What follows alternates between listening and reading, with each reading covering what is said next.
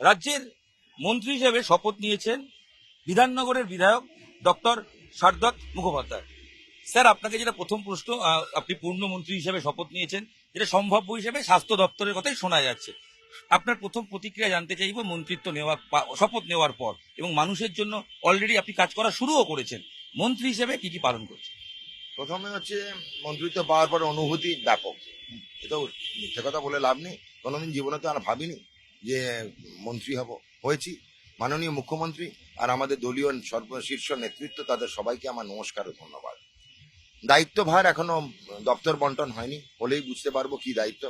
তবে পূর্ণমন্ত্রী দায়িত্ব স্বভাবতই বেশি। যা দায়িত্ব আমাদের মাননীয় মুখ্যমন্ত্রী এবং দলীয় নেতৃত্ব দিয়েছেন, পালন করব।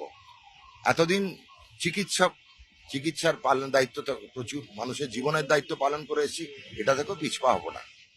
ডাক্তারি করা অবশ্যই মানুষের সেবা, সঙ্গে মানুষের জনগণের আরো সেবা, কারণ রাজ্যের সেবা, দুটো সামলানোর প্ল্যান কি করে করছেন? খুব টাফ লড়াই কিন্তু দুটো একসাথে। সব তাস একসঙ্গে খেলবো না।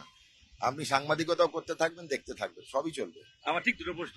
এক, মন্ত্রী হিসেবে যেটা বললাম, স্বাস্থ্য দপ্তর যেহেতু আপনি ডাক্তার হিসেবে এটাই এক্সপেক্ট করা হচ্ছে, স্বাস্থ্য ব্যবস্থার যা হাল, সেই হালের পরিবর্তন কিভাবে সম্ভব? হয়তো একদিনে হবে না, কিন্তু কিভাবে ভাবছেন? প্রথম 1 মাস আমাদের লাগবে বেহাল অবস্থা কেন হলে তারপর তার চিকিৎসা হবে, ঠিক করা হবে।